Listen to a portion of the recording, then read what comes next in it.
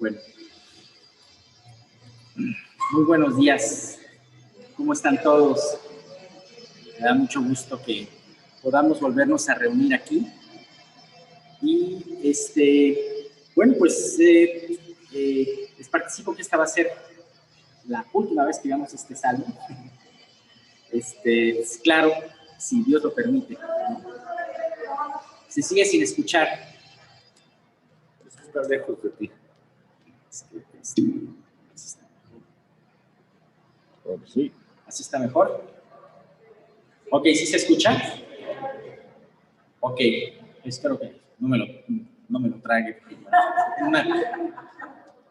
Si bostezo, les prometo voltearme para un lado. Bueno, gracias, Alberto. Muchas gracias. Bueno, pues vamos a continuar con nuestro estudio, no sin antes hacer una oración para que Dios nos guíe. Este es el único salmo de Moisés y realmente, no sé a ustedes, a mí me ha gustado mucho. Creo que ha sido muy, ha tenido muchas respuestas y sobre todo, pues, nos ayuda mucho en este tiempo que estamos precisamente en pandemia, con quebrantos, y pues nos sirve precisamente para ver el plan de Dios, para enseñarnos a contar nuestros días de una manera sabia, ¿no? Como dice el Salmo. Bien, pues vamos a empezar con una oración, que Dios nos guíe en todo esto. Padre eterno, te damos muchísimas gracias porque nos permites estar aquí una vez más reunidos, nos das, permites, Padre mío, que pues el semáforo no se cambie a rojo, Señor, en esta ciudad.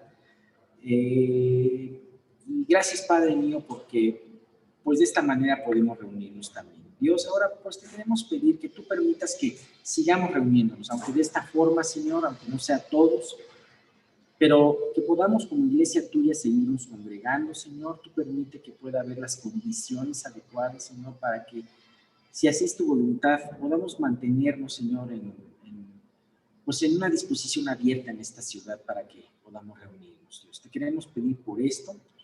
Te suplicamos de una manera muy especial, Señor, por los que están en casa escuchando esto, Dios, para que estas enseñanzas puedan traer luz a sus vidas, Señor.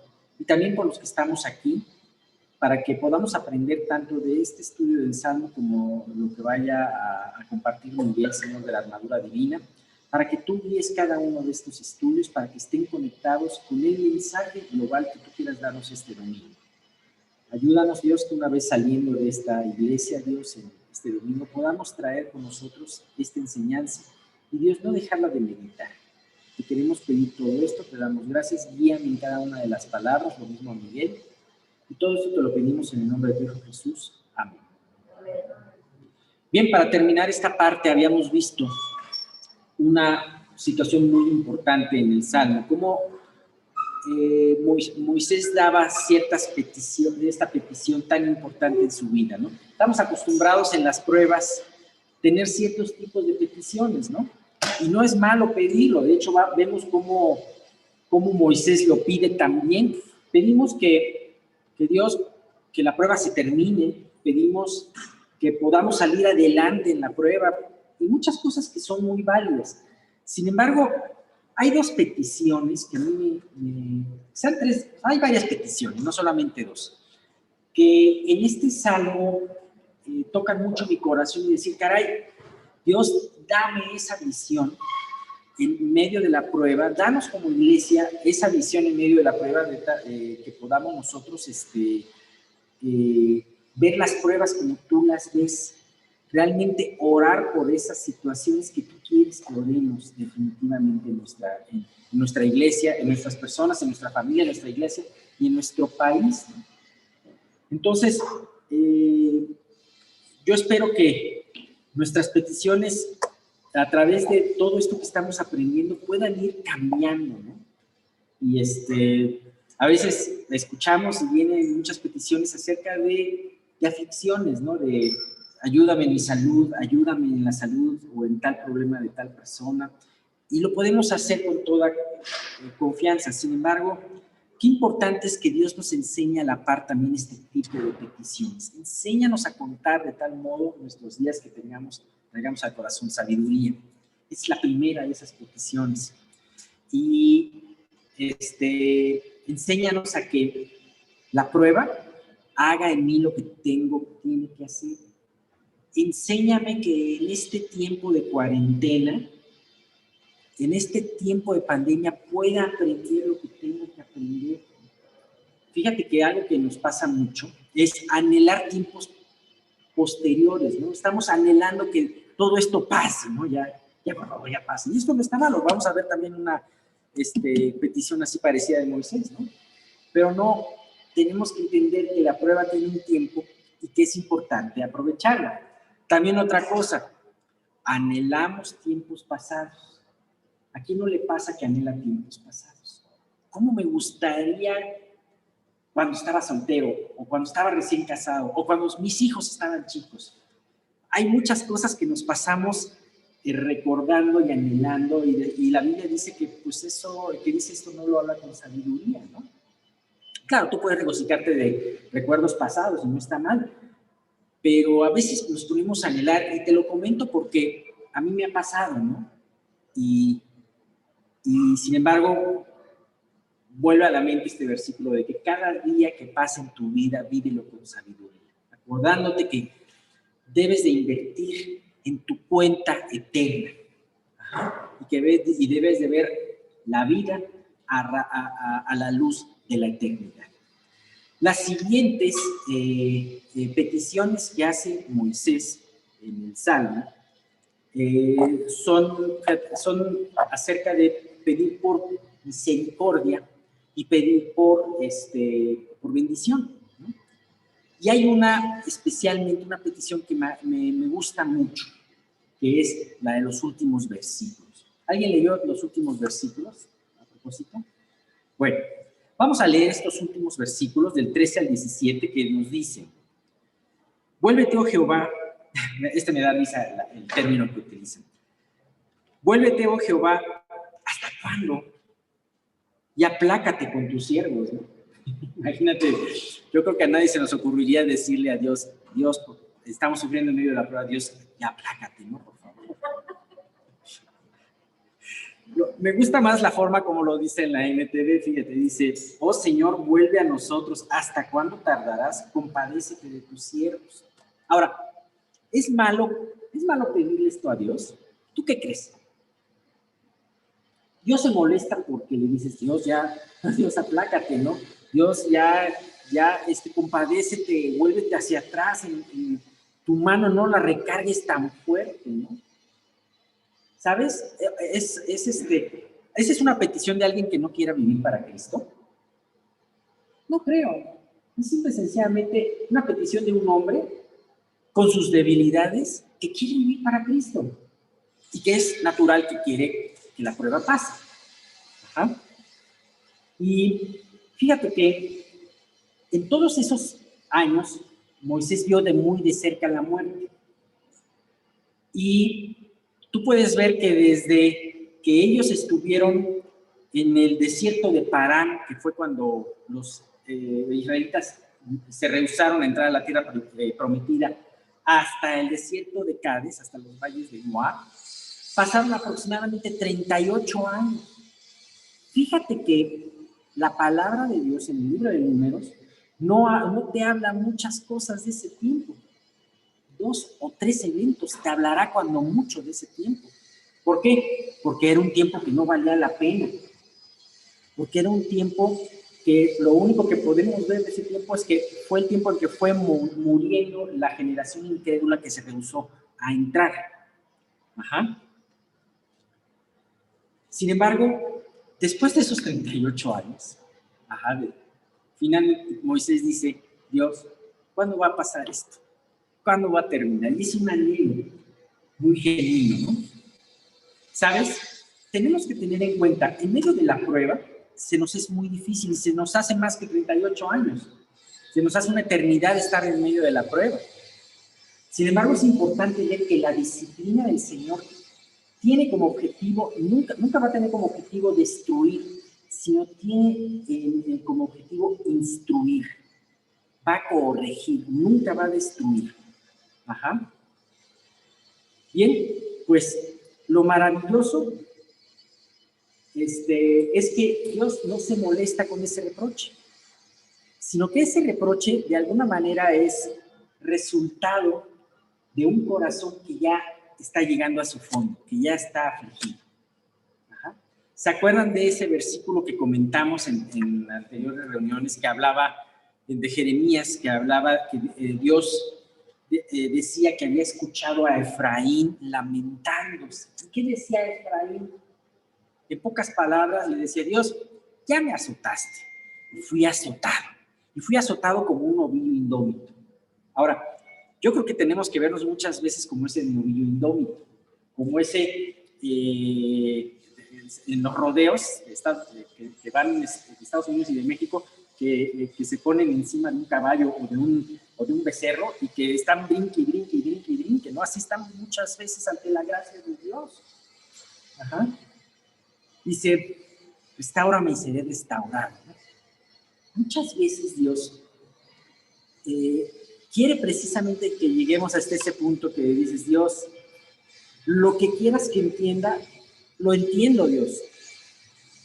Si quieres, o sea, muéstrame realmente en qué tengo que cambiar, qué tiene que cambiar mi actitud, qué situación no te he entregado, Dios, pero ya quiero que se acabe esto.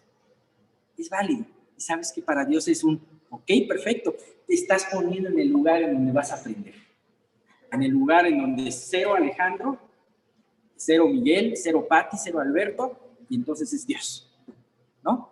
Lo digo porque son los que están más al frente de mí, ¿no? No porque tenga nada contra ellos o algo personal que decirles.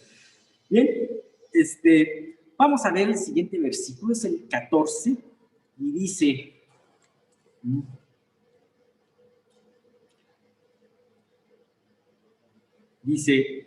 de mañana, bueno, ya que le dice Dios, ¿hasta cuándo, no? Y luego le dice, de mañana sácianos de tu misericordia y cantaremos y nos alegraremos todos nuestros días. La prueba tiene su tiempo y hay una buena noticia: la prueba no es eterna. Así que mientras esté la prueba, aprovecha para trabajar en sabiduría con Dios. Y entonces tú te darás cuenta que pronto pasarás a otra cosa. Y si esperas en Él, tú vas a terminar esa prueba con el fruto deseado. Dios va a hacer un fruto en tu vida. ¿Y sabes qué? ¿Te acuerdas aquella parte en donde Jesús habla de que después de estar en la cruz 3 horas, al final de su martirio, al final de su paga, Él pronunció algo muy importante: tengo sed. ¿Sabes? Las pruebas nos deshidratan espiritualmente. Jesús dijo: tengo sed. Y sabes que Moisés estaba diciendo aquí algo parecido: tengo sed de tu misericordia, anhelo tu misericordia. No me puedo esperar hasta el momento en que tenga una hora libre para ir a tu misericordia, llenarme de ti, de tu palabra, e ir delante de la oración. Quiero hacerlo como la primera cosa en la mañana. ¿Sabes qué? La salida del sol, el amanecer, muchas veces la podemos ver como se asemeja a la misericordia de Dios. Un nuevo día Dios nos ha dado. El sol sale sobre justos y sobre injustos. De la misma manera, la misericordia de Dios aparece cada día sobre justos y sobre injustos. Sobre justos para que aprendamos y crezcamos en Dios, y sobre injustos para que ese día sea el día en que se arrepientan y se salven. ¿Sabes? Qué hermoso es anhelar como Moisés esto, y como David en otro salmo dice, ¿se acuerdan ustedes del Salmo 5:3? Dice: oh Jehová, de mañana oirás mi voz, de mañana me presentaré delante de ti y esperaré. Ahora, no hay un mandamiento en la Biblia que te diga necesariamente tienes que orar y buscar a Dios en la mañana. Sin embargo, es una recomendación que tú busques a tu Señor en un momento en donde tú estás fresco en tu mente y en un momento en donde no hay distracciones. Jesús se ponía a orar en la noche y en la madrugada. Se levantaba antes de todo e iba a orar a un lugar apartado. Ajá. A lo mejor a ti no te funciona eso, te funciona más bien en la noche estar meditando. En fin, sea cual fueren las cosas. Pero aquí creo que es muy importante, imagínate como cuando sales en una mañana fresca en donde respiras el rocío. Ajá. Y entonces de esa manera, al llegar delante de Dios, respiras su misericordia fresca del día. Dice el versículo 15, ese es un versículo muy importante, dice: alégranos conforme a los días que nos afligiste y los años en que vimos el mal. ¿Sabes? Aquí Moisés le sigue pidiendo a Dios por misericordias.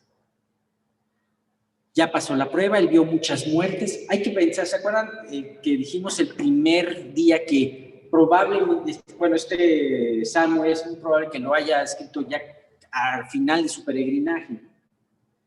Es probable, algunos lo citan, que probablemente los eventos de Números 20 lo hayan llevado a escribir este Salmo, ¿no? Podría ser, que fue en donde su hermana murió, en donde él fue descalificado para entrar a la tierra prometida y en donde finalmente terminó muriendo Aarón. Tuvo Moisés la muerte muy de cerca. Y había habido muchos años en donde él había estado afligido. Ahora le dice Dios: dame alegría conforme a los años que me afligiste. ¿Sabes? Moisés se lo pedía como un anhelo. Ya quiero sentir alegría, Dios. Pero también se lo pedía con la seguridad de saber el carácter de Dios. Sabía que Dios los había disciplinado, conocía que Dios era un Dios justo para disciplinar, pero también conocía que Dios era lleno de misericordia y que Dios, después de que terminara y que llenara el propósito de la disciplina, terminaría consolándonos. Aquí se me imagina a Moisés como ese niño recién disciplinado o regañado que busca el consuelo y el regazo de su madre para que lo consuele. Así estaba Dios, así estaba Moisés. ¿Sabes por qué muchas veces tenemos que seguir siendo disciplinados? Porque no nos quebrantamos. Muchas veces lo que hace la disciplina es enojarnos. Dios es injusto, decimos. O preferimos decir, Dios no existe, porque si hubiera existido, si existiera me haría caso, ¿no? Cuando no sabes que tan existe Dios que está poniendo las pruebas en tu vida para que vayas a Él. Pero caray, Dios quiere que vayamos a Él dispuestos con un corazón y que quitemos y que hagamos a un lado el orgullo. No siempre estamos dispuestos a recibir las bendiciones de Dios. Ajá. Por eso Dios, a través de la prueba y a través del quebranto, nos prepara para entonces sí, despojados del orgullo y con la humildad que Dios nos traiga, poder recibir sus bendiciones ahora sí, ¿no? ¿Sabes? Pero hay una muy buena noticia para nosotros que conocemos el Nuevo Testamento. Efectivamente, los días de gloria, de gozo, no solamente compensarán esos días de aflicción, sino también los sobrepasarán por mucho. Ajá. Y para eso tenemos versículos maravillosos en la Biblia. Uno de ellos es en Juan 20:21. Uno es en Juan 20:21, que dice, Jesús le decía a sus discípulos: de cierto os digo que vosotros lloraréis y lamentaréis, pero el mundo se alegrará, hablando de su muerte. Pero aunque vosotros estéis tristes, vuestra tristeza se convertirá en gozo. Dice, esa es una promesa, tu tristeza se convertirá en gozo. La mujer cuando da a luz tiene dolor porque ha llegado su hora, pero después que ha dado a luz a un niño, ya no se acuerda de la angustia por el gozo de que haya nacido un hombre en el mundo. También vosotros ahora tenéis tristeza, pero os volveré a ver y se gozará vuestro corazón y nadie os quitará vuestro gozo. Así que el gozo excederá la tristeza. Dice Romanos 8:18, lo conocemos muy bien, dice, pues tengo por cierto que las aflicciones del tiempo presente no son comparables con la gloria venidera en que en nosotros ha de manifestarse. Y por último, 2 Corintios 4:17, que dice, porque esta leve tribulación momentánea produce en nosotros un cada vez más excelente y eterno peso de gloria. Vale la pena. Son tiempos difíciles, pero vale la pena el tomarlos con sabiduría. Ven cómo el versículo que vimos la semana pasada tiene que ver con todos estos. Ahora, con respecto a esta relación y acción de tribulación y gozo, les quiero compartir un pensamiento de Charles Spurgeon, muy bonito, a mí me gustó mucho. Dijo Charles Spurgeon, las grandes tribulaciones nos capacitan para los grandes goces. Fíjate, qué hermoso.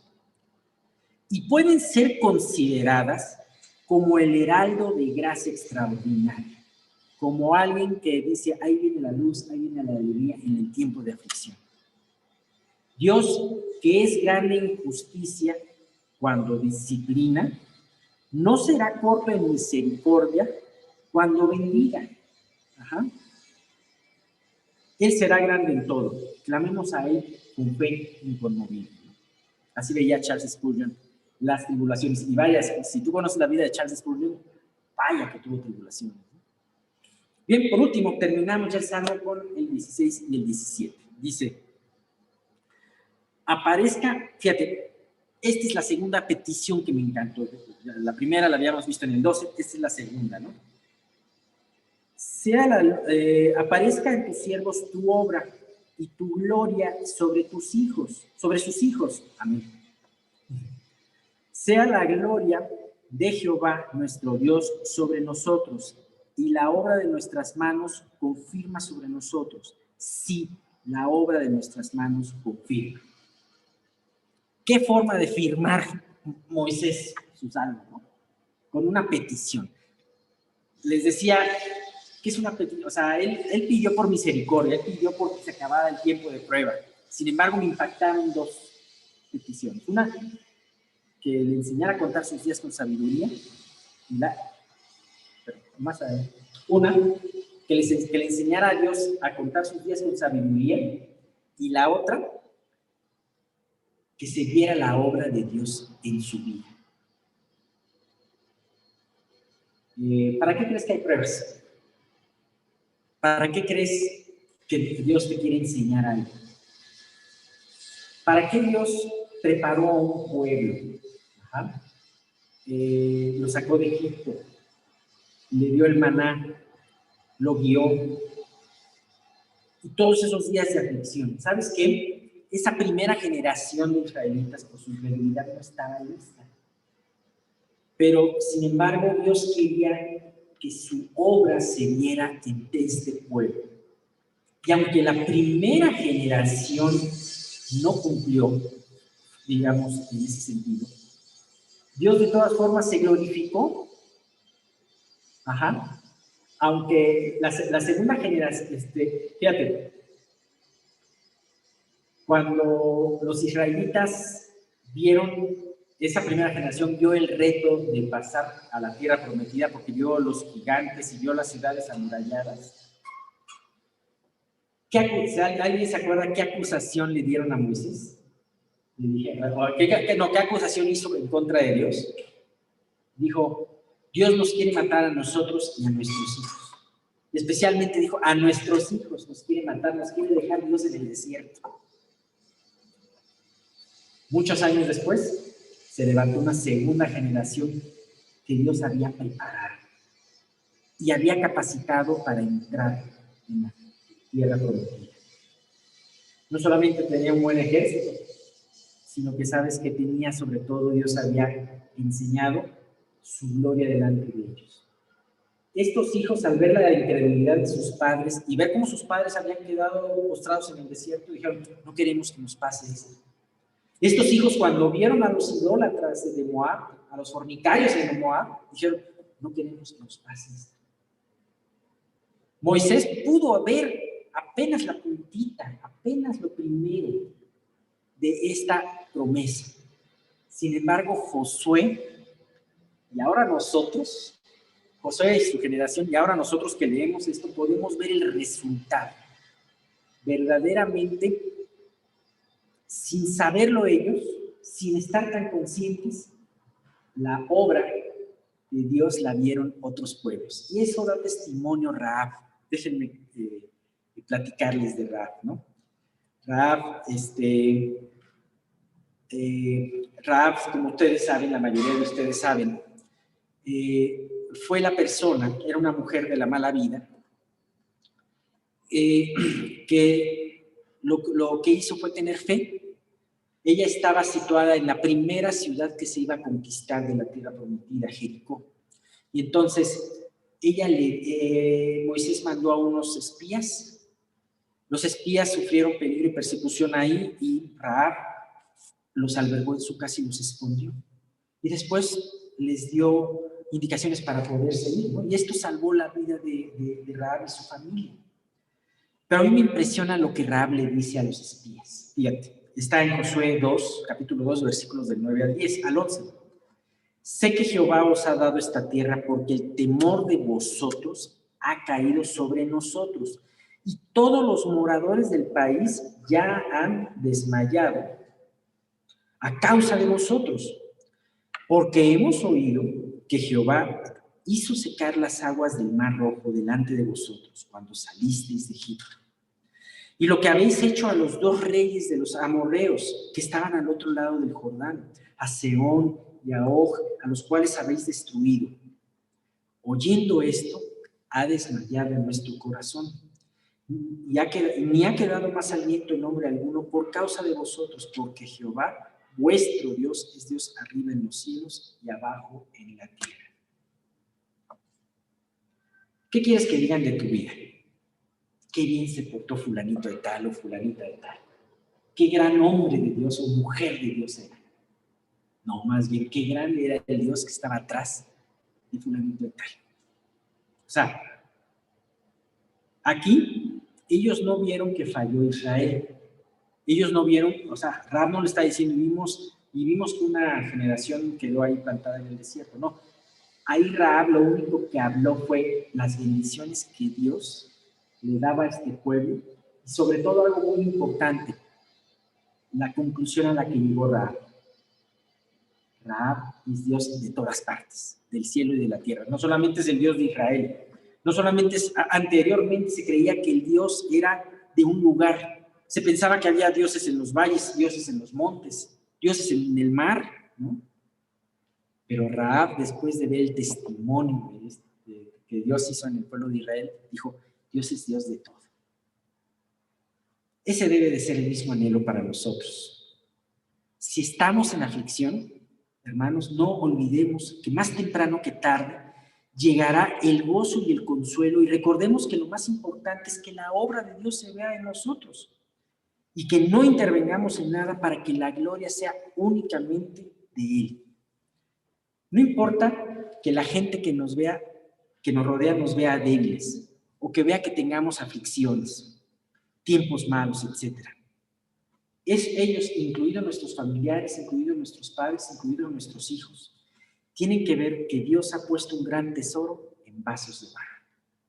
Qué importante, ¿no? Job 36, del 24 al 25, dice, acuérdate de engrandecer su obra, la cual contemplan los hombres. Los hombres todos la ven, la mira el hombre de lejos. Bien, el tiempo es corto, como dice.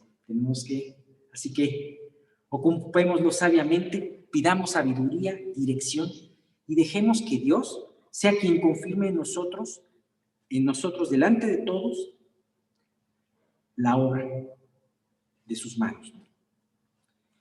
Jesús dijo, por último, este es el último versículo, Jesús dijo en Mateo 5, 14 al 16, vosotros sois la luz del mundo, una ciudad asentada sobre un monte no se puede esconder, ni se enciende una luz y se pone debajo de una canasta, como dice la versión de NTV, sino sobre el candelero y alumbra a todos los que están en casa. Así pues alumbre vuestra luz delante de los hombres, para que vean vuestras buenas obras y glorifiquen a vuestro Padre que está en los cielos. O sea, en otras palabras, que los que nos rodean vean la obra de Dios en nuestras vidas. Bien, con esto terminamos este salmo Y bueno, pues el próximo salmo que veamos va a estar también muy ad hoc al tiempo que estamos viviendo, ¿no? Muy importante, pónganse a orar para que Dios sea el que guíe, ¿no? Gracias.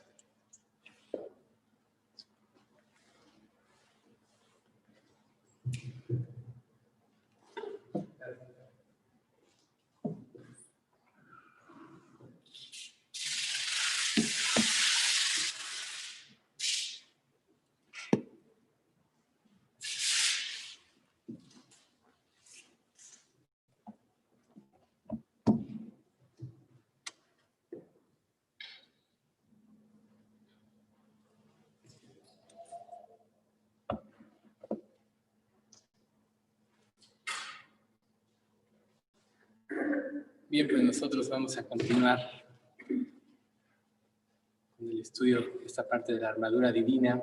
Se oye bien, ¿verdad? Que es el yelmo de la salvación.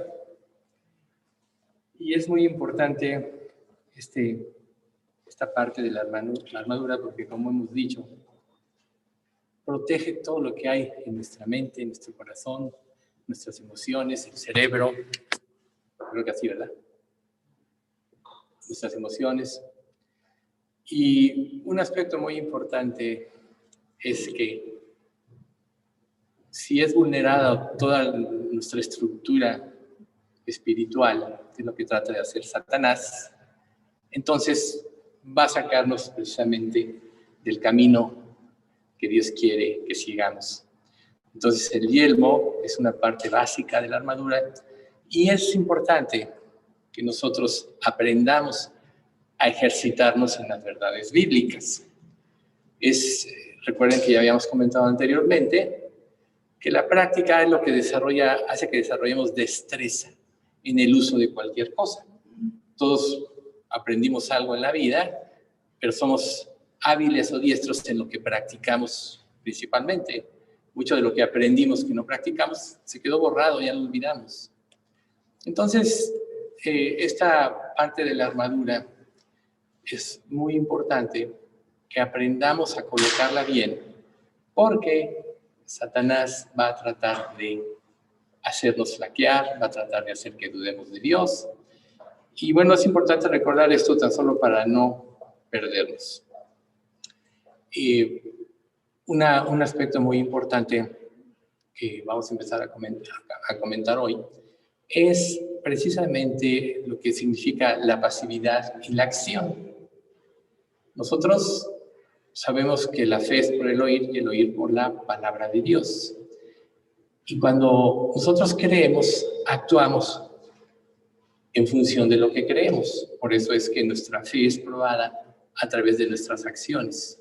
Y si nuestra mente no se condiciona a que nosotros vivamos en la palabra, difícilmente vamos a ser atacados y vulnerados. Porque el diablo tiene infinidad de religiones, de filosofías, de ideas que están rondando alrededor de lo que vivimos. De hecho, los medios de comunicación podríamos decir que los domina este ser opositor a Dios. Entonces, nosotros, para poder ser efectivos en esto, tenemos que aprender a renunciar a todas aquellas cosas en nuestra vida que pueden obstaculizar nuestra relación con el Señor, nuestro trabajo para el Señor. Entonces, por ejemplo, Josafat una vez dijo, no es nuestra la batalla, sino de Dios. Y eso es algo muy cierto. Todos sabemos que en Éxodo 14:14 dice, y Jehová peleará por vosotros y vosotros estaréis tranquilos. Sin embargo, la gracia y la fe cobran vida desde el momento que nosotros empezamos a seguir todo lo que Dios nos dice. Entonces, aquí un punto muy importante para poder estar protegidos con el yelmo de la salvación es que nosotros tenemos que aprender a conformar nuestra vida a lo que Dios nos va revelando. Muchas personas, y el mismo Satanás cuando tentó a Jesús lo usa la misma escritura para desviar del propósito de Dios y llevar a su propio propósito. Entonces, muchos dijeron, bueno, si Dios es el que pelea por nosotros, entonces ¿para qué yo me esfuerzo o hago algo? Y es precisamente aquí donde entra la acción, ¿sí? Si permanecéis en mí y mis palabras permanecen en vosotros, pedid todo lo que quieras y os será hecho. Que permanezcan las palabras de Dios en nosotros significa que al apropiarlas nosotros las vivamos conforme a los conceptos que Dios nos va revelando. Esta parte que ahorita comentaba Alex respecto de la generación que salió de Egipto y la generación que entró, estaba yo pensando que probablemente esta sea también una especie de alegoría, pues la generación que salió de Egipto representa nuestra vida sin Dios, en lo que nos hacemos lo que queríamos. Y la nueva generación que vio todos los escarmientos tuvo que prepararse a través del trabajo de Dios para entrar en la tierra prometida. Entonces, nosotros tenemos una forma de pensar que adquirimos y sobre la cual vivimos en nuestra vida sin Dios. Y cuando venimos a Cristo, Dios nos da la mente de Cristo, como sabemos, y nosotros ahora tenemos que aprender a vivir de acuerdo a los nuevos conceptos de Dios, los conceptos espirituales. Pero vamos a tener una lucha interna entre nosotros, entre lo que nuestra naturaleza humana desea y lo que es la voluntad de Dios. Por eso es que Dios siempre, Jesús decía que si alguno quiere venir en pos de él, tome su cruz cada día y le siga, ¿no? Y sígame, decía Jesús. ¿Por qué? Porque mientras nosotros nos queramos mantener en un sistema de pensamiento como el que teníamos en nuestra vida sin Dios, vamos a ser un blanco fácil para Satanás y es por donde nos va a influir. En cambio, si nosotros vamos conformando nuestra vida a lo que Dios nos revela en su palabra, vamos a ser fortalecidos en toda nuestra estructura espiritual, interior, nuestra inteligencia espiritual, nuestro discernimiento espiritual, y esto nos va a ayudar a cambiar completamente nuestra forma de ver las cosas y la perspectiva de la vida. Entonces, es muy importante este yelmo. Dice, el que en mí no permanece será echado fuera como pámpano y se secará. Y lo recogen y lo echan al fuego. Si permanecéis en mí y mis palabras permanecen, pedid y os daré. Pero el que no permanece será echado fuera. Porque nosotros, cuando ya somos regenerados y nacemos de nuevo, ya nosotros tenemos todas las armas para vencer. De hecho, es el objetivo que ahorita estamos nosotros estudiando de esta armadura divina que Dios nos proveyó, ¿sí? Entonces, por ejemplo, en 1 Juan 3:24 dice, y el que guarda sus mandamientos y permanece en Dios, y Dios en él, y en eso sabemos que él permanece en nosotros, por el Espíritu que nos ha dado. Dios nos dio el Espíritu para que nosotros tengamos esta permanencia, para que guardemos sus mandamientos. Entonces, una vida rendida a Dios es una vida que va a utilizar todos los recursos que Dios pone a nuestro alcance para obtener la victoria. En la medida que nosotros nos rebelemos en contra de Dios, vamos a desperdiciar de estos recursos. Y esto, pues, significaría, en un sentido, dejar de recibir la gracia que Dios ha puesto sobre nosotros. Si ustedes recordarán, en el estudio pasado hablamos mucho de la gracia y la gracia sobre gracia y cómo de la plenitud de Dios tomamos todo. Digo, a veces esta parte del yelmo es tan importante que se torna en una enseñanza extensa, pero nunca debemos de perder de vista que lo que Dios está haciendo ahorita es enseñarnos a tener o vivir bajo la protección de Él. Eso es lo que es el yelmo, enseñarnos a vivir bajo la protección de Él. Entonces, en las cartas de Pablo, nosotros vimos que muchos se desviaron, recibieron la verdad, luego fueron influidos, por ejemplo, por falsos maestros, por judíos que no querían dejar la ley, que trataban de imponer las tradiciones de Moisés al cristianismo, esta fue tan conflictivo esto que tuvo Pablo que ir a Jerusalén y tuvieron que tener un concilio, pues los ancianos, donde estaba Santiago, el hermano del Señor, Pedro, y tuvieron que definir cuáles serían las bases de la nueva vida cristiana. Entonces, Pablo, por ejemplo, en este libro de Efesios, antes de la armadura, en el capítulo 2, nos dice que por gracia somos salvos por medio de la fe. Este es el pasaje, yo creo que lo conocemos todos perfectamente bien. Y que es un don de Dios, lo que Dios nos da, ¿sí? Entonces, luego en el 10 dice, porque somos hechura suya, creados en Cristo Jesús, para buenas obras, las cuales Dios preparó de antemano para que anduviésemos en ellas. Entonces, Satanás va a tratar de que nosotros actuemos por nuestra propia cuenta para que nuestras obras sean nuestras y no de Dios, y entonces se pierdan. Pero claramente las obras que van a prevalecer por toda la eternidad son las obras que Dios preparó de antemano. Pero cumplir estas obras implica no una pasividad, sino una acción. Si Dios dice, por ejemplo, ir por todo el mundo y predicar el Evangelio, eso implica una acción. Entonces, si una persona usa una parte parcial de la Escritura y dice, pero si Dios peleará por mí y yo estaré tranquilo, entonces me voy a estar relajado. Si Dios no produce en mí, pues entonces no lo está produciendo, no quiere decir. Pero ahí está actuando en contra del llamamiento de Dios. Entonces, parte de la estructura de este yelmo es que nosotros actuemos, que no llevamos una vida de pasividad, porque si no, no estaremos demostrando que realmente tenemos fe. Por eso veíamos esto, ¿no?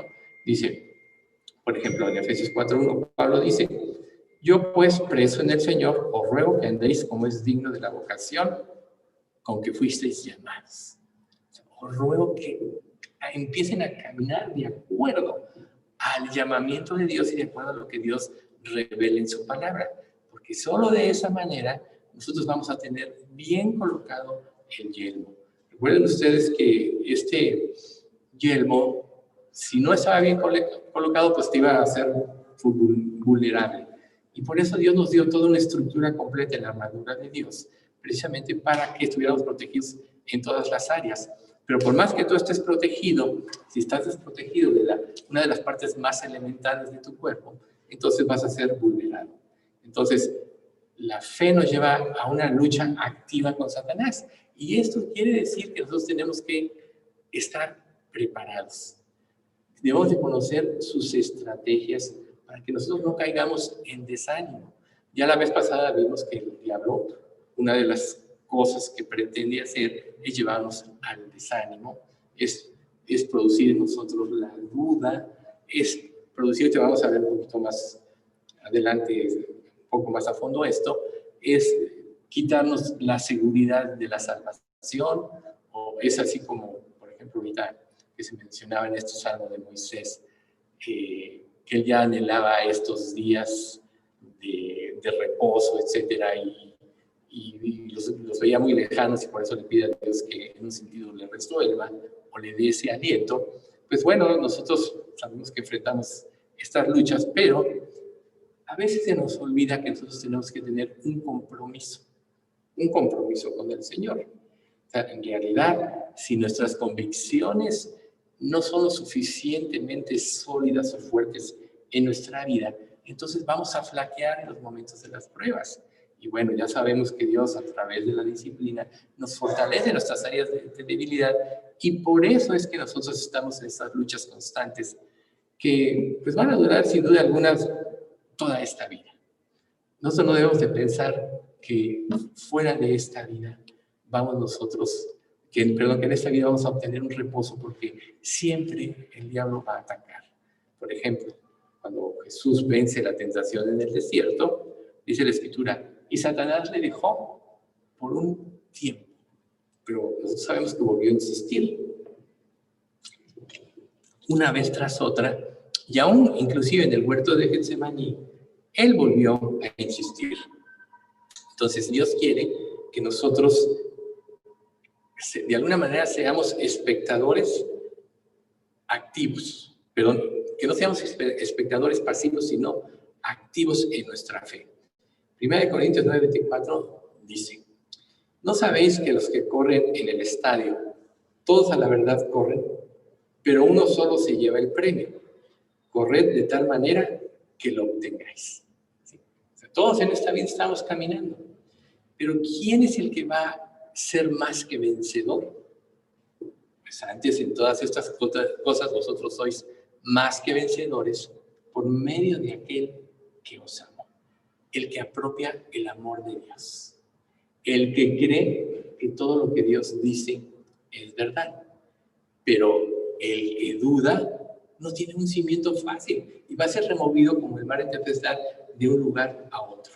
Hebreos 12:1 dice, puesto los ojos en Jesús, dice, por tanto, nosotros también teniendo en derredor nuestro tan grande nube de testigos, los campeones de la fe, despojémonos de todo peso, que son nuestras ideas, nuestra manera de pensar, y corramos con paciencia la carrera que tenemos por delante. Esto es esta vida.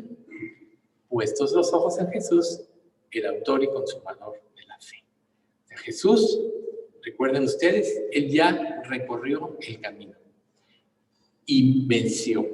Por tanto, es el único ser que nos puede dar la victoria. Satanás, por otro lado, va a tratar de infundirnos mentiras falsas, cristianismo falso, consagración falsa, para que nosotros no seamos eficaces en nuestra lucha o en nuestra batalla. Entonces, de ahí la importancia de poner siempre los ojos en Jesús. Cuando Jesús sabía que iba a enfrentar su prueba máxima, dice, afirmó su rostro como un pedernal para ir a Jerusalén. Pablo también dice que él afirmó la idea de ir a Jerusalén, aunque el profeta Ágabo le decían, vas a sufrir mucho y todo. Dijo Pablo, no entristezcáis mi corazón, porque me aflige. Yo voy a hacer lo que es la voluntad de Dios. Y todos acabaron diciendo, hágase pues la voluntad de Dios en ti. Entonces Dios quiere que como atletas corramos, que podamos hacer el máximo esfuerzo.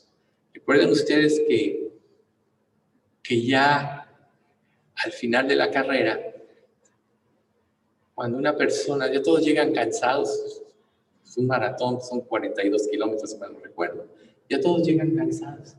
Pero ¿qué los motiva para esforzarse cuando ven la meta? Ahí es donde nosotros vemos que hacen el máximo esfuerzo los corredores para obtener el triunfo. Nosotros tenemos que tener los ojos puestos en Jesús precisamente para ver la meta, el fin de las cosas. Y una de las cosas más importantes de esto es que nosotros tengamos seguridad en lo que Dios promete. Ahorita vamos a ver cómo el diablo nos ataca en eso.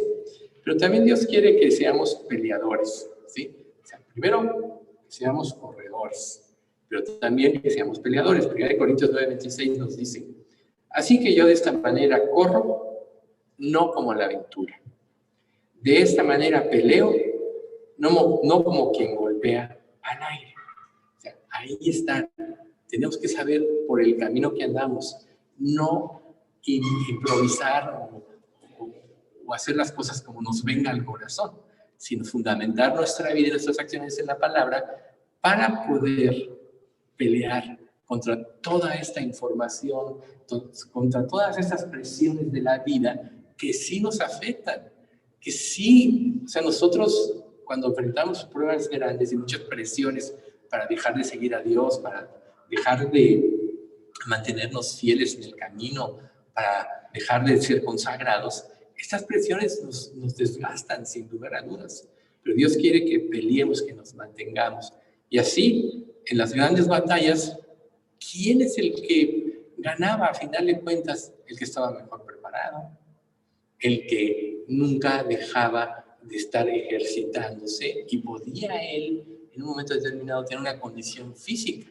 Así también nosotros debemos de tener una condición espiritual, y esto es movernos en nuestra vida a través de todas las verdades que Dios nos revela y aplicarlas, pero no darnos ningún momento de tregua, porque esto nos va a debilitar en alguna área Y recuerden, nuestro adversario, el diablo, anda alrededor buscando a quien devorar. Quiere decir que nos está vigilando, que está viendo qué áreas de flaqueza hay en nuestra vida para por ahí atacar. No importa que se tome un tiempo. Él, cuando ataque, va a ser certero. Y va a atacar en nuestras debilidades. Pero por otro lado, el hecho de que nosotros sepamos que Dios está de nuestra parte y que Dios está viendo todavía más allá de lo que nuestro enemigo y sus demonios ven de nosotros, Él a través de las pruebas que vivimos nos está preparando para este tipo de ataques. Si Dios no nos preparara, entonces seríamos arrasados por Satanás. Entonces, peleadores tenemos que ser como soldados. O sea, un soldado, claro, se nos va a decir, 2 Timoteo 2:3 dice, tú pues sufre penalidades como buen soldado de Jesucristo. Pues va a tener que tener sacrificios, va a tener que dejar muchas veces, por llegar a un objetivo, dejar de comer, no dormir quizá, caminar más de lo que sus fuerzas le llegan a dar. Y porque los soldados están preparados para todo y todo tipo de inconveniencias, todo tipo de ataques, están preparados para resistir. Por eso es que un buen ejército tiene una disciplina rígida. Los mejores ejércitos del mundo son los más disciplinados, los más organizados, los más ordenados, los que desarrollan mejores estrategias. Siempre en las batallas se va a ver quién es el mejor. Entonces, por ejemplo, en la batalla del Golfo Pérsico, Saddam Hussein pensaba que eran impenetrables por las fuerzas que tenía. Y pues los americanos lo primero que hicieron fue destruir toda su red de inteligencia cibernética. Y usaron de estos famosos helicópteros que no se detectaran que eran rapidísimos y destruyeron en una noche gran parte de su ejército. Y pues fue vulnerado, pero él pensaba que era invulnerable. Entonces vemos ahí las diferentes estrategias como ejemplo, ¿sí? Entonces, por otro lado, también Dios quiere que seamos hacedores de buenas obras. Dice la palabra en Tito 3:8. Palabra fiel es esta. Y en estas cosas quiero que insistas con firmeza, para que los que creen en Dios procuren ocuparse en buenas obras. Estas cosas son buenas y útiles a los hombres. Dice la palabra, nosotros sabemos que Dios es bueno y que para siempre es su misericordia. ¿Y cuáles son esas buenas obras? Las que tú piensas que al hacerle bien a alguien vas a ayudarlos. No, las buenas obras son las que Dios preparó de antemano para que anduvieses en ellas. Por ejemplo, si una persona tiene necesidad de dinero, tú puedes ayudarle, puedes prestarle. Y a la vuelta del tiempo te puedes dar cuenta que llega a la misma situación. Pero si tú le enseñas más bien a depender de Dios, a acudir a Él para que Él actúe y derrame su gracia, entonces estás enseñando a creer y ejercitarse en la fe. El objetivo de que nosotros estudiemos la palabra de Dios es precisamente que nos ejercitemos en la fe y cada uno de nosotros esté preparado para enfrentar por sí mismo las batallas, claro, en la dependencia de Dios. Y claro que para eso estamos aquí. Eso no quiere decir que no pueden preguntar, no pueden consultar, por supuesto, es parte de todo. Pero lo importante es que nosotros estemos preparados, estemos enseñados a confiar en Dios, saber que de Él son las batallas, pero que nosotros tenemos que seguir sus instrucciones. Entonces, esto nos va a llevar a oponernos al peor enemigo. ¿Quién es el peor enemigo? Satanás. Nos conoce también. Ahí tiene una experiencia sumada, como ya hemos mencionado. Dice 1 Pedro 5:8-9. Sed sobrios y velad, porque vuestro adversario, el diablo, anda alrededor buscando, como león rugiente, a quien devorar. Pero fíjense, al cual resistid firmes en la fe. Ahí está la cara. Firmes en la fe. ¿Y qué quiere decir firmes en la fe? Usando las promesas y la provisión que Dios nos ha dejado a través de su palabra. Si nosotros seguimos este ejemplo que siguió el Señor Jesucristo, por ejemplo, en la tentación del desierto, aunque una persona nos pueda dar una idea de lo que dice la palabra de Dios, porque los falsos maestros y los falsos profetas usan la palabra de Dios para desviar Por eso es tan importante conocer la palabra de fondo. Si nosotros tenemos, como el Señor Jesucristo, clara la doctrina de Dios, sabremos dónde está el error y dónde viene la mentira. Y no caeremos en esas trampas que nos sacarán precisamente de equilibrio. ¿Sí? Entonces nosotros, además de todo, debemos de buscar la perfección, viviendo en santidad. Nosotros ya sabemos que Dios dijo, sed santos porque yo soy santo. Y dice la Escritura también, sin santidad nadie verá al Señor. Quiere decir que si nosotros queremos estrechar una comunión más íntima con Dios, tenemos que ir dejando atrás todas aquellas cosas que estorban nuestra relación con Dios. Nosotros ya sabemos que desde Adán, que desobedeció, pecó y vino la muerte a todos los hombres, y desde Adán todos murieron.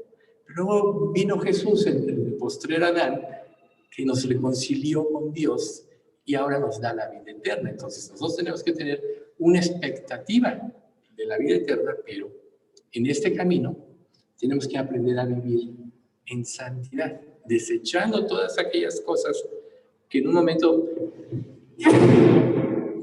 estuvo fuertes. Es que era para el otro. Perdón, desechando todas aquellas cosas que en un momento puedan estorbar nuestra relación con Dios y viviendo para agradar lo que sí ya sabemos que le agrada a Dios.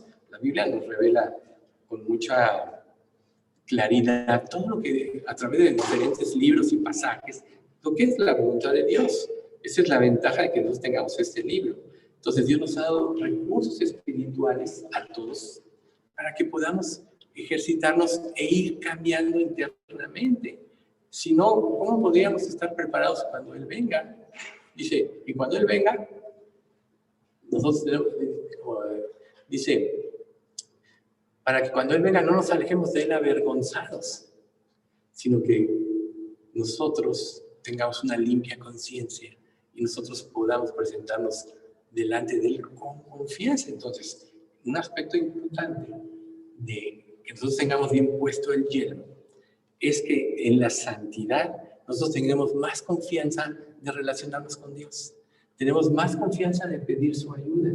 Tenemos más certidumbre de sus promesas. Si nosotros no vivimos en santidad, siempre va a estar la duda, porque nosotros no podemos relacionarnos con un Dios santo viviendo en pecado. Por eso es que también siempre para acudir a Dios, de preferencia tenemos que hacer un repaso de nuestra vida y ver si hay algo que pueda impedirnos acercarnos a Él con libertad. Recordemos que ya Dios nos liberó de la esclavitud del pecado y esta libertad estará ya en Cristo. Entonces, en la medida que nosotros vivamos en santidad, en esa medida también estamos siendo libertados de la esclavitud del pecado. Porque el pecado, recuerden, no se estorba. Entonces Pedro declaró, como todas las cosas que pertenecen a la vida y a la piedad nos han sido dadas por su divino poder mediante el conocimiento de aquel que nos llamó por su gloria y excelencia. Entonces, 1 Pedro 1:3. Luego dice 5, vosotros también poniendo toda diligencia por eso mismo, añadid a vuestra fe virtud, a la virtud conocimiento, al conocimiento dominio propio, al dominio propio paciencia, a la paciencia piedad, a la piedad afecto fraternal y al afecto fraternal amor. Porque si estas cosas están en vosotros y abundan, no os dejarán estar ociosos ni sin fruto, fíjense, en cuanto al conocimiento de nuestro Señor Jesucristo. Entonces tenemos que ir caminando por medio de un proceso que vaya estructurando nuestra mente y condicionándola para que nosotros podamos hacer la voluntad de Dios. Esa es una forma importante de mantenernos en el yelmo. Entonces Dios tiene en su palabra, en su bondad, en su misericordia, nos ha dado todos los elementos para vencer. Si no, nos diría Romanos 8, en estas cosas somos más que vencedores por medio de aquel que nos amó. Si notamos aquí, este conjunto de atributos no atributos, sino de de procesos de cambio termina en el amor. Y el amor precisamente es lo que nos da esa fuerza. Pero el amor siempre nos va a llevar a actuar. Por eso dice, por lo cual, hermanos, procurad hacer firme vuestra vocación y elección, pues haciendo estas cosas no pereceréis jamás, no caeréis jamás, ¿sí? Haciendo estas cosas. Entonces tenemos que nosotros tener un proceso de crecimiento y no podemos parar, no podemos tomarnos vacaciones, ¿sí? Entonces nosotros podemos ver que Dios quiere que tengamos un equilibrio. Sin la guía de Dios, nosotros siempre nos vamos a ir para un lado o para otro. Podemos ser excesivamente legalistas o excesivamente consentidores de las cosas que no deben ser. Pero ¿quién nos puede dar el equilibrio? Solo Dios. Entonces, dice Pablo en Colosenses 1:29, para lo cual también trabajo luchando según la potencia de Él, el cual actúa poderosamente en mí. Trabajo luchando según el poder de Dios, dicho de otra manera, porque este poder actúa poderosamente en mí. Entonces, muchas personas llegan a fracasar en mantener su yelmo bien puesto porque no luchan. Por eso hablamos al principio de este estudio de la acción y la pasividad. Nosotros tenemos que luchar en la dependencia de Dios. Y como siervos fieles, Dios nos va a ayudar y nos va a limitar, como decíamos ya anteriormente, en derramar su gracia. Él nos dará fortaleza en nuestras aflicciones. ¿Y qué tipo de aflicciones? Las que Pablo tuvo en su gran ministerio. Recuerden que él fue de los que más trabajó. Y Pablo dijo, aflicciones, penalidades, angustias, azotes, cárceles, trajines, falta de descanso, hambre, gloria y deshonra, mala y buena reputación, castigo, tristeza y pobreza. Todo esto vivió. Y todo esto va a vivir todo siervo de Dios. Dios a cada uno va a llevarlo por el lugar que Él planeó. Ninguno de nosotros va a tener una vida parecida, sino que cada uno, Dios va a ser usado por Dios de acuerdo a su plan. Pero nuestra parte es aprender a discernir este plan. Y este plan se puede discernir con facilidad mientras más nos compenetremos en la palabra y mientras más estemos seguros de la provisión divina. Ese es otro punto importante. Dice, antes bien nos recomendamos en todo como ministros de Dios, en mucha paciencia, en tribulaciones, en necesidades, en angustias, en azotes, en cárceles, en tumultos, en trabajos, en desvelos, en ayunas, en pureza, en ciencia, en longanimidad, en bondad, en el Espíritu Santo, en amor sincero. Lo dice, que estamos atribulados en todo, cuando angustiados, en apuros, mas no desesperados, perseguidos, mas no desamparados, derribados, pero no destruidos. Entonces, por un lado, vemos que Pablo sufrió muchas adversidades en su vida, pero por otro lado, el reposo en Dios y en sus promesas lo sostuvo. Entonces, tener bien puesto este yelmo de la salvación nos va a permitir sostenernos contra cualquier tipo de ataque. Recuerden ustedes que una de las cosas que nosotros veíamos al principio de la espada que usaba la rompalla tenía 2 filos. Y una de las características de esta espada es que obviamente podía ser usada de 2 maneras. Imagínense ustedes, por ejemplo, un jinete atacando un ejército en caballo, por un lado da la espada y por el otro lado da el golpe de este lado. Entonces usaban los 2 filos. Y esto precisamente nos hace ver cómo Satanás va a usar también de una manera o de otra sus estrategias para tratar de vulnerarnos. Entonces, un soldado que estaba bien protegido difícilmente podía ser vulnerado, pero un soldado mal protegido, pues, sin duda alguna iba a ser vulnerado. Entonces, nosotros como creyentes podemos hacer todo tipo de esfuerzos, pero nuestros esfuerzos van a ir en función de la necesidad que nosotros veamos que tenemos de Cristo. Por ejemplo, ¿a quién ataca más Satanás? A las personas que más se entregan y se consagran. Vemos aquí lo que Pablo acaba de expresar. ¿A quién le importa menos Satanás? El que menos se consagra, el que menos trabaja para Cristo, el que vive para sí mismo. Pero desde el momento en que Dios empieza a gobernar tu vida, Él te lleva a ser activo, laborioso en todas tus empresas. ¿Por qué?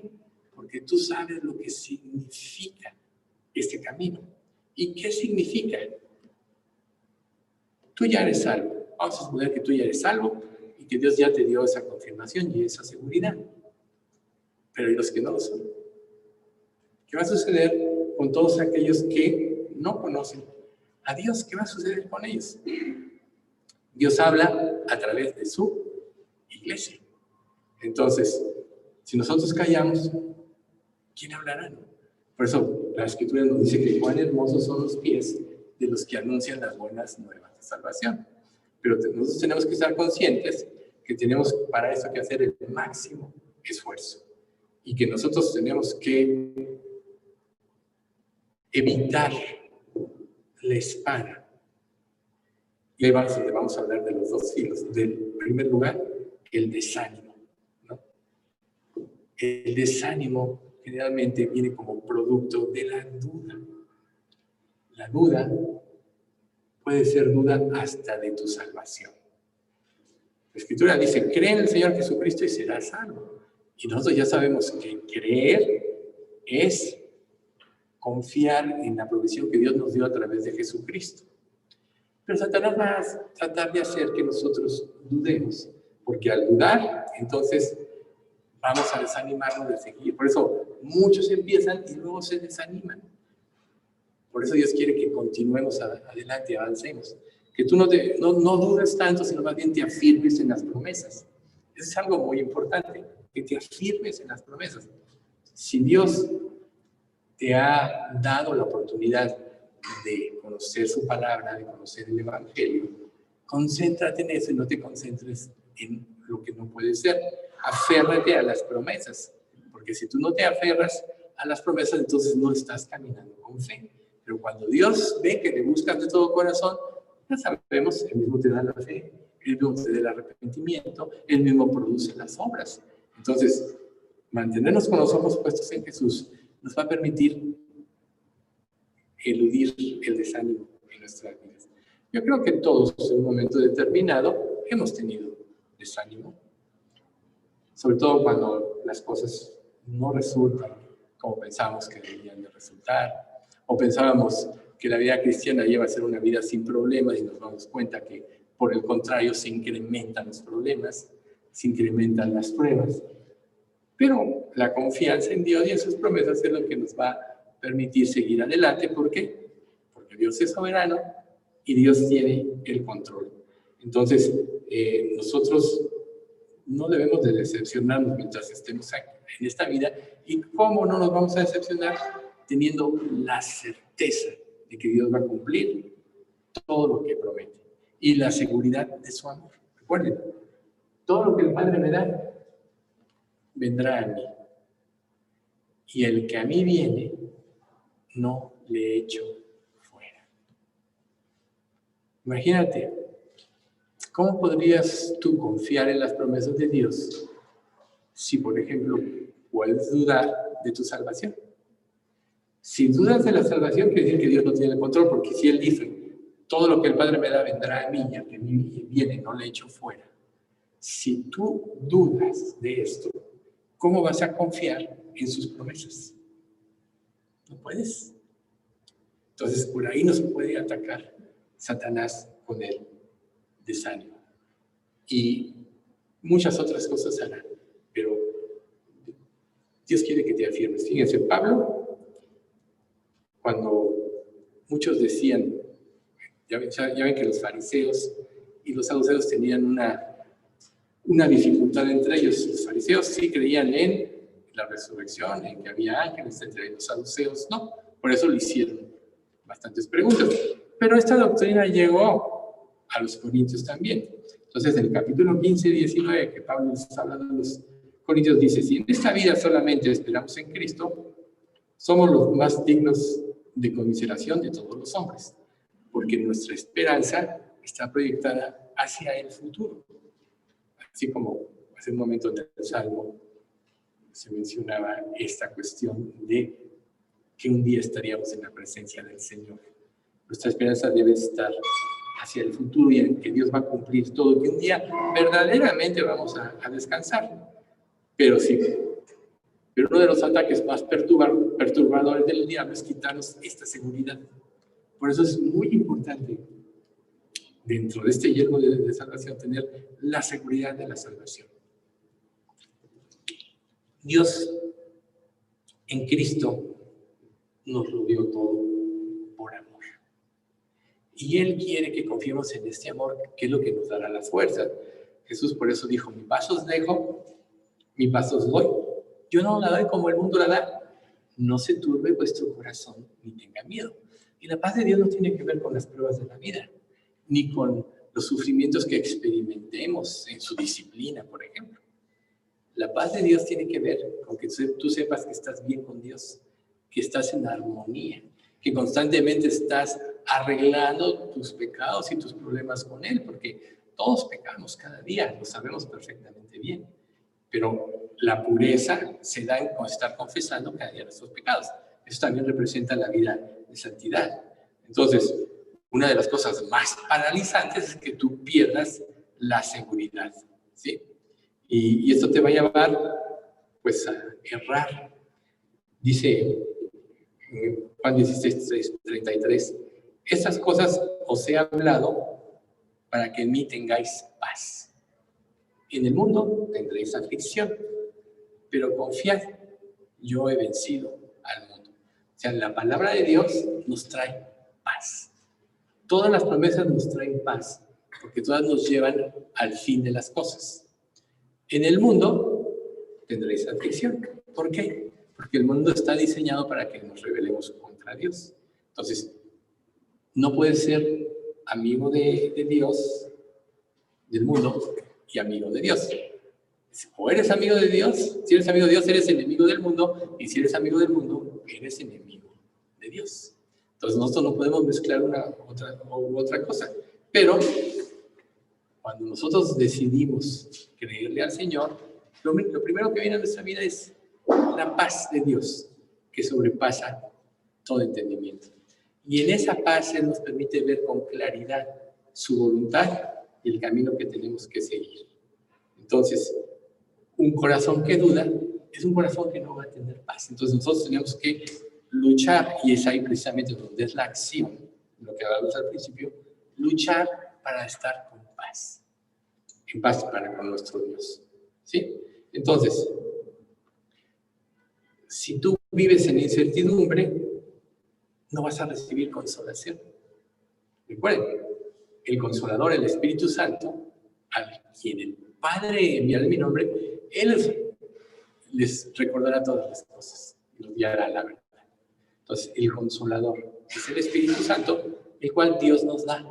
Y en cada prueba nosotros tenemos que acudir precisamente a las promesas de la palabra que nos llevan a vivir en armonía con Dios, y eso nos va a dar la seguridad y la fuerza para contrarrestar los ataques del enemigo. Entonces, ver hacia el futuro siempre nos va a dar paz, pero también nos va a dar el ánimo de guardar sus mandamientos. Dice en 1 Juan 2:3, y en esto sabemos que nosotros le conocemos si guardamos sus mandamientos. Por eso es que una de las pruebas de si una persona es verdaderamente salva o no, es si está obedeciendo o no está obedeciendo. Porque el que es salvo tiene al Espíritu, y el Espíritu le da la fuerza para obedecer. El que no es salvo va a tratar de imitar la vida cristiana en su propia fuerza, pero va a fracasar. ¿Por qué? Porque nadie puede producir la vida cristiana más que el Espíritu Santo en la persona. Igual que la verdadera religión, que es básicamente lo mismo. La verdadera religión la produce el Espíritu Santo. Pero, ¿qué hizo Satanás, por ejemplo, para desestabilizarnos? Creó muchas religiones. Y en cada religión creada, aún cristianas, eleva el orgullo de la gente para que no razone, para que no vaya verdaderamente a Dios. ¿A poco no piensan ustedes? O sea, ¿no han visto que las personas dicen mi religión es la mejor? ¿No? Otro ejemplo. Yo soy de Pablos, yo de Cefas, yo de Apolos. Los creyentes habían puesto ahí los ojos en las personas, no en Cristo. Y por eso estaban habiendo divisiones. Porque uno decía, no, yo me inclino por la forma como Apolos habla, él conoce mucho la Biblia, ¿no? Y Pablo era muy diferente, pero era firme en su fe. Y así vemos, ¿no? Y eso creó divisiones. ¿Y esto por qué? Porque quitaron los ojos de Jesús. Igual pasa en las religiones. El Satanás eleva el orgullo de las personas para hacerles pensar que ellos están bien y todos los demás mal. Y entonces no abren su mente a las cosas de Dios. Pero si nosotros sabemos que la verdadera religión solo Dios la puede producir, entonces sabemos que al nacer de nuevo, Dios guiará nuestras vidas para cumplir su voluntad y su propósito y estaremos viviendo en el verdadero cristianismo, que en un sentido no tiene un nombre como tal. Está conformado por todas aquellas personas que realmente quieren seguir y obedecer la palabra de Dios. Y esta parte va relacionada con el conocimiento de Dios, dice 1 de Juan 2:13. Os escribo a vosotros, padres, porque conocéis al que es desde el principio. Os escribo a vosotros, jóvenes, porque habéis vencido al maligno. Os escribo a vosotros, hijitos, porque habéis conocido al Padre. O sea, todo tiene una relación con Dios y todo tiene una fuerza que da Dios para vencer en la guía de Dios.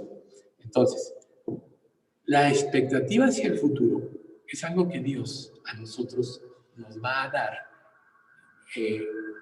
la certeza, y esa certeza nos va a dar la seguridad de caminar hacia adelante. Hace rato en el Salmo se mencionaba, si pones las cosas, tu deseo en el pasado o en el futuro, y ves este presente, pues este presente no es agradable, tener todos que estar con cubrebocas, es incómodo, y bueno, yo veo que nos vamos acostumbrando, ¿no? Pero a final de cuentas no es cómodo, y podemos añorar esto, pero si vemos el propósito de Dios en esto, entonces estaremos confiados en que Dios tiene un plan, y esto nos va a dar seguridad. Y esta seguridad va a impedir que estemos inconformes con la voluntad de Dios para este tiempo. Eso es ponerse el hielo también, estar conformes con la directiva que Dios va a dar a tu vida, no importa el tiempo que vivas, ¿sí? Entonces Dios tiene propósitos específicos en nuestras vidas y Satanás va a tratar de romper toda esa estructura. ¿Cómo? Haciendo que dudemos de las promesas de Dios, hacemos que dudemos del poder de Dios, hacer que dudemos de la bondad de Dios, hacer que dudemos de que Él es veraz, que Él es la verdad, ¿sí? Y sobre todo, de la disposición y la capacidad de Dios para guardarnos del mal. Una prueba no quiere decir que Dios te abandonó, por ejemplo. Si tú ya sabes que el propósito de la prueba es ejercitarte en una área débil de tu vida, entonces tiene un propósito la prueba y no te va a dar desconfianza ni te va a dar dolor, sino más bien te va a dar seguridad, porque cuando Dios termine hacer ese trabajo en ti, estarás fortalecido en aquella área de tu vida que podía ser un flanco de ataque del diablo porque eras vulnerable en ese aspecto. Entonces hay que entender el sentido de las pruebas y esa es parte de ponerse el yelmo. Por eso es que Jesús nos asegura, todo lo que el Padre me da vendrá a mí y al que me viene no le echo fuera. Y más adelante, ese es Juan 6:37 y en el 39 dice, y esta es la voluntad del Padre, el que me envió, que de todo lo que me diere no pierda yo nada, sino que lo resucite en el día postrero. ¿Se dan cuenta? Esa es la voluntad de Dios. Todo lo que el Padre me da, vendrá a mí. Y al que a mí viene, no le echo fuera. Y lo que el Padre me da, yo lo voy a resucitar en el día postrero. ¿Qué pasa si el diablo te hace dudar de uno de estos dos aspectos? Que Dios sí te puede echar fuera porque pecaste. va a producir en ti el desánimo. Entonces vas a hacerte vulnerable, ¿sí? Y la resurrección. Todos nosotros sabemos que el poder de la vida está en el poder de la resurrección de Cristo. Ese es el poder que venció a la muerte. Y por eso Cristo resucitó. Si Cristo no hubiera resucitado, como dice Corintio, van a nuestra predicación, van a es también nuestra fe. Pero Cristo resucitó primicias de todos los que hemos de resucitar algún día, ¿no? Entonces, si pensamos que Dios falla, entonces no vamos a confiar en Él, no vamos a confiar en sus promesas y vamos a dudar. Y entonces el diablo va a atacar con toda su fuerza. Entonces, tenemos nosotros que declarar con confianza como en Romanos, por lo cual estoy seguro de que ni la muerte, ni la vida, ni ángeles, ni principados, ni potestades, ni lo presente, ni lo porvenir, ni ninguna otra cosa creada nos podrá separar del amor de Dios que es en Cristo Jesús, Señor nuestro. Entonces, si nosotros partimos de que estamos con Dios y que nada nos puede separar de su amor, entonces vamos a tener bien colocado nuestro yelmo y no vamos a ser objeto de tantos ataques del diablo. Entonces, por eso es tomar el yelmo de la salvación, ¿no? Tomar el yelmo de la salvación, porque la seguridad en la obra de Dios es lo que nos va a permitir estar protegidos contra el doble filo de la espada del diablo. Entonces, es importante que nosotros veamos tres aspectos de esta salvación. Tomar el yelmo de la salvación. Tres aspectos de esta salvación que son muy importantes para nosotros. El primero es confiar en que cuando nosotros vamos a Cristo, Él nos salva de inmediato. En el momento en que tú pones tu confianza en Él, tú ya eres salvo para siempre. ¿Sí? Y luego viene, porque en esa salvación, viene la justificación, que quiere decir que ya Dios perdonó en Cristo todos tus pecados y ya eres justo ante los ojos de Él. Por tanto, tú ya tienes un acceso directo al Padre. Tienes un acceso directo, por eso no necesitas mediadores. Si Dios te dio a ti el Espíritu, cuando eres salvo, tú tienes un acceso directo. Y en caso de mediador, pues será el Espíritu Santo quien te ayuda a pedir conforme a la voluntad de Dios, así intercede delante de ti. El segundo aspecto, que ya habíamos visto de otra manera, pero ya está más ordenado, es la santificación. Y la santificación es que Dios nos hace, a través del trabajo, cada día más parecidos en Cristo. Pero este proceso va a ser durante nuestra vida aquí en la tierra. Cuando vayamos a su presencia, ya va a haber acabado este trabajo y este proceso, ya podremos relacionarnos completamente con Dios. ¿Sí? Entonces, si nosotros, para poder vivir en esa santificación, debemos de tener claro que el pecado ha perdido su señorío sobre nuestras vidas. Todo el mundo sin Dios es esclavo del pecado. O sea, esclavo quiere decir que el pecado lo gobierna. Cuando tú vienes a Cristo, Dios te libera de esa esclavitud y pierde su señorío y dominio sobre ti. Por eso es que tú puedes vencer. No os ha sobrevenido ninguna tentación que no sea humana, pero fiel es Dios que no os dejará ser tentados más allá de lo que podéis soportar, sino que dará juntamente con la tentación la salida para que podáis resistir. Ahí está. Siempre vas a tener la intervención divina para vencer. ¿Sí? Entonces, dice, el pecado, porque el pecado no se enseñoreará de vosotros, pues no estás bajo la ley, sino bajo la gracia. O sea, el pecado ya no tiene señorío sobre tu vida. Entonces, en el capítulo 5 de Romanos, Dios nos da estas dos seguridades. Y el tercer aspecto, ya viéndolo de una manera más concreta, es la seguridad de la vida eterna. ¿Sí? El futuro.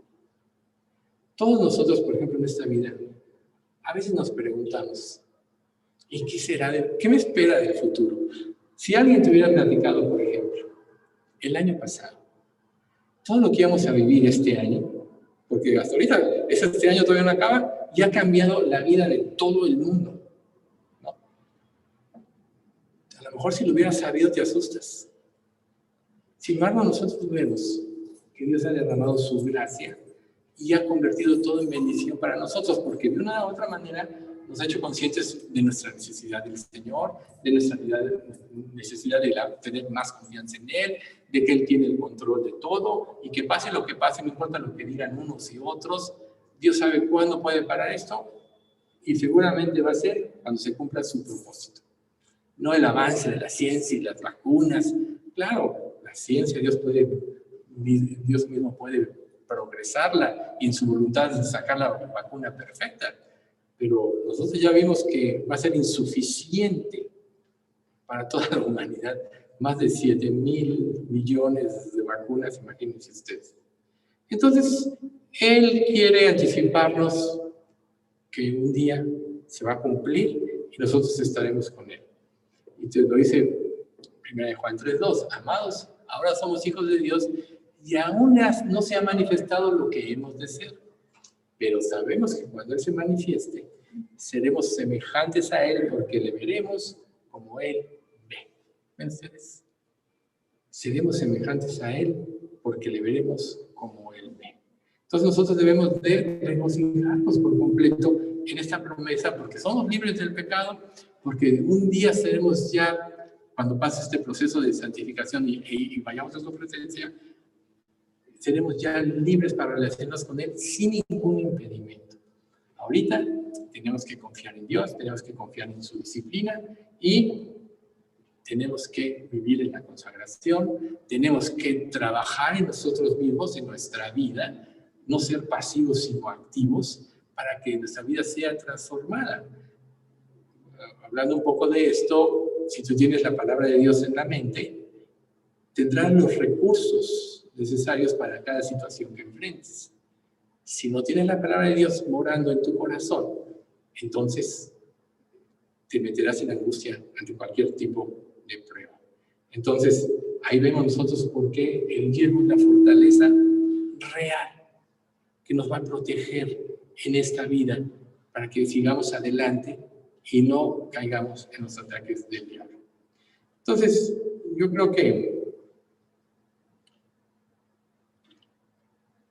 le vamos a dejar aquí porque también ya se fue el tiempo. Vamos a dar gracias. Ya veremos los últimos aspectos de esto la próxima vez. Padre bendito, te queremos dar muchas gracias por ampliar tanto este concepto del yelmo, Señor. Sabemos que es tan importante para nuestras vidas tener la seguridad de que somos salvos, la seguridad de tu provisión diaria, la seguridad de que tú cumples todo lo que prometes, la seguridad de tu amor. Que sin duda alguna, Señor, todo esto es necesario que lo tengamos para que podamos terminar victoriosos nuestra vida. Sabemos, Padre, que hay muchos más aspectos que involucran esto, pero lo aprendido el día de hoy, Señor, debe llevarnos a depender más de ti, a confiar más en ti y sobre todo a saber, Señor, que si estamos en ti, nada nos puede separar de ti ni de tu amor. Ahora, Dios, permite que consagremos nuestras vidas para que tú puedas guiarlas por el camino de tu voluntad y nosotros terminemos viviendo en este camino de victoria con la certeza de que cuando estemos en tu presencia no saldremos avergonzados. Padre, tú trabajas en la vida de toda nuestra iglesia. Te pedimos, Padre, que tú guíes a la nieta a los doctores con la nieta de Margarita que va a tener una operación, para que tú la sanes y esto la lleve a Cristo.